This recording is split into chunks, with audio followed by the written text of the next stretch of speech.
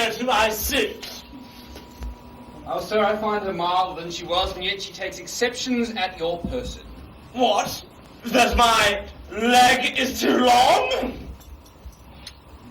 No, that it is too little. I wear a boot to make it somewhat rounder. But love will not be spurred to what it loads. What says she to my face? She says it is a fair one. Nay, the wanton lies. My face is black. But pearls are fair, and the old saying is, black men are pearls in beauteous ladies' eyes. 'Tis true, such pearls as put out ladies' eyes, for I had rather wink than look on those. How likes she my discourse? Ill when you talk of war. But well when I discourse of love and peace. But better indeed when you hold your peace. What says she to my birth? That you are well derived. True, from a gentleman to a fool.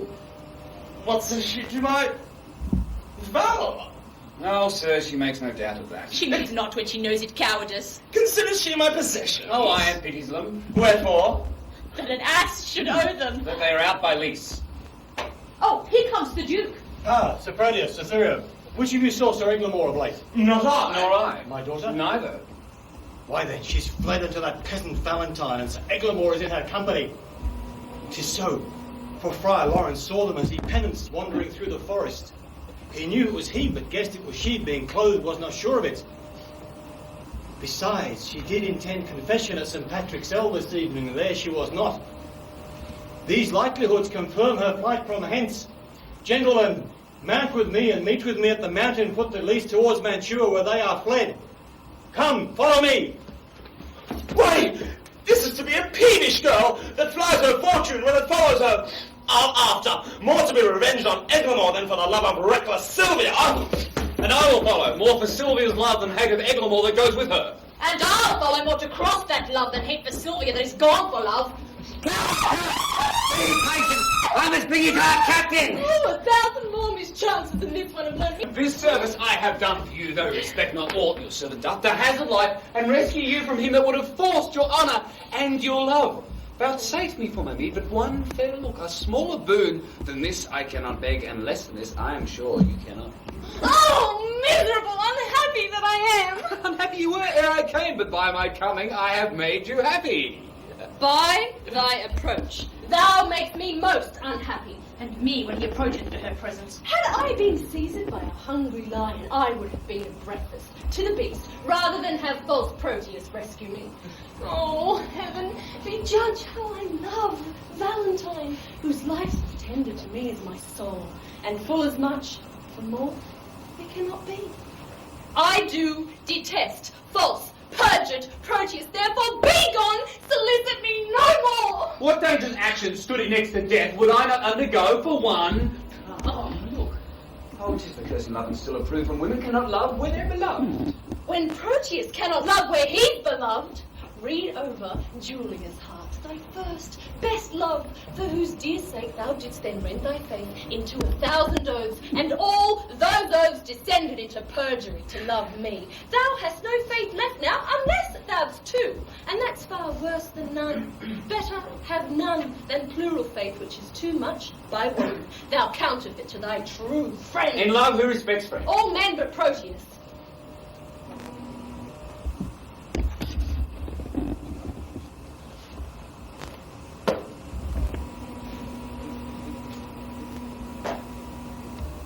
The gentle spirit of moving words can no way change you to a milder form.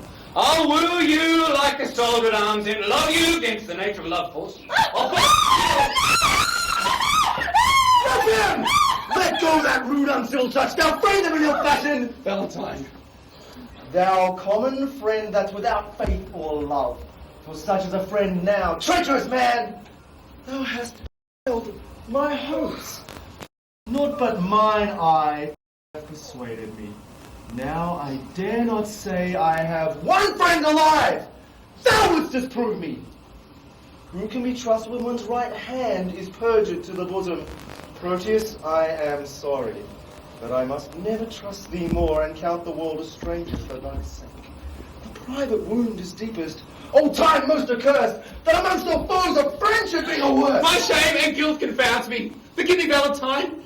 If hearty sorrow be a sufficient ransom for offence, I tend it here. I do as truly suffer as where I did commit. Then I am paid. And once again, I do receive thee honest. Who by penitence is not satisfied is nor of heaven, nor earth, for these are pleased. By repentance the eternal's wraths appeased. And that my love may appear, play and free, all that was mine. In Sylvia, I give thee. Oh, me unhappy. Look to the boy! Why, boy, why, wag, how now? Look up, what's the matter? Speak. Oh, good sir, my master charged me to deliver a ring to Madame Sylvia, which, out of my neglect was never done. Where is that ring, boy? Here it is. This is it. Now, let me see. Why, this is the ring I gave to Julia. Oh, I'll cry you mercy, sir, I have mistook. This is the ring you sent to Sylvia. But how camest thou by this ring? At my depart, I gave this unto Julia. And Julia herself did give it me, and Julia herself hath brought it hither. How? Julia? Behold, her that gave aim to all thy oaths, and entertained him deeply in her heart. Oh, Proteus, be thou ashamed that I have took upon me such an immodest raiment, if shame live in a disguise of love. It is the less a blot modesty finds for women to change their shape than men their minds. Than men their minds. 'Tis true, O heaven. Were man but constant, he were perfect. That one error fills him with faults, makes him run through all the sins. Inconstancy falls off ere it begins. What is in Sylvia's face, but I may spy, more fresh in Julia's, with a constant eye. Come, come, a hand from either. Let me be blessed to make this happy close. For pity too, such friends should be long foes. Bear witness, heaven, I have my wish forever. And I mine. Abide! Forbear, I say! Is my lord the Duke. Your grace is welcome to a man disgraced. Man is shared the Valentine. Valentine! Yonder is Sylvia! And Sylvia's mine! Get back to you! Or else embrace thy death. Come not within measure of my wrath. Name not Sylvia thine again, if Verona shall not hold thee. There she stands. Take possession of her with a touch. I dare thee, but Sir Valentine, I love not her. I hold him but a fool that will endanger his body for a girl that loves him not. I claim her not, and therefore she is thine. The more degenerate and base thou art to leave her in so slight condition as thou hast done. By the honour of my ancestry, I applaud thy spirit, Sir Valentine. Know then that I cancel all grudges and repeal thee home again, to which I subscribe a new status in thy unraveled merits. Sir Valentine, thou art a gentleman of blood and well derived. Thou hast deserved thy Sylvia. I thank my lord.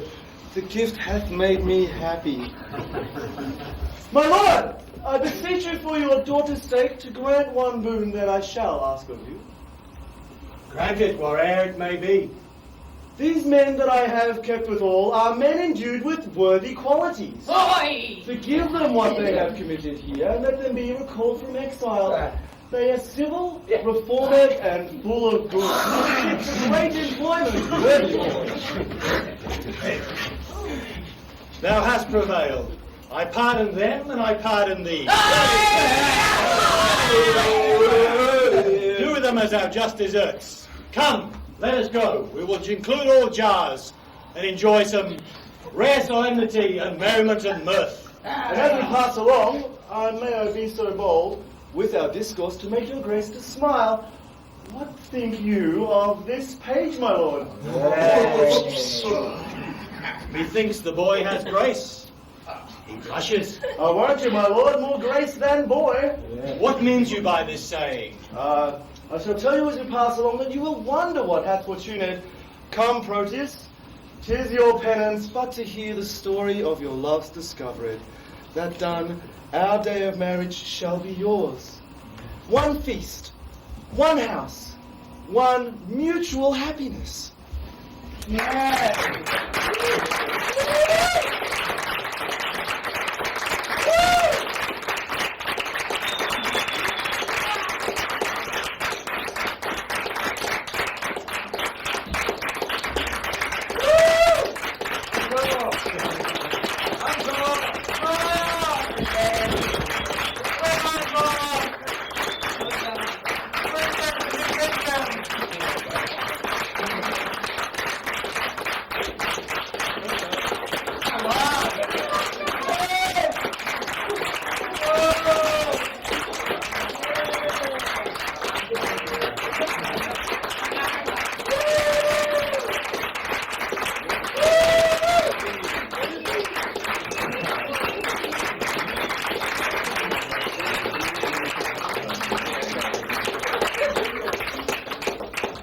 Ladies and gentlemen, I hope you've enjoyed this evening's performance which has been put on in theatre.